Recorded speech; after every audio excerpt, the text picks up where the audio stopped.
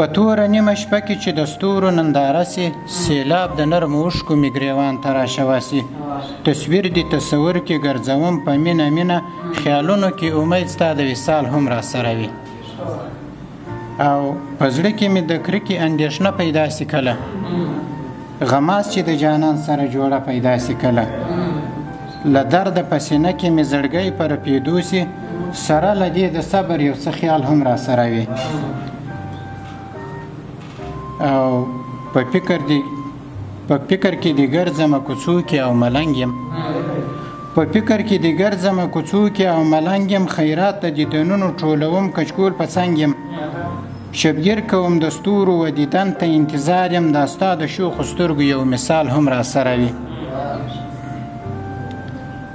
او چې غم د زړګي لیکم نو قلم راته حیران سي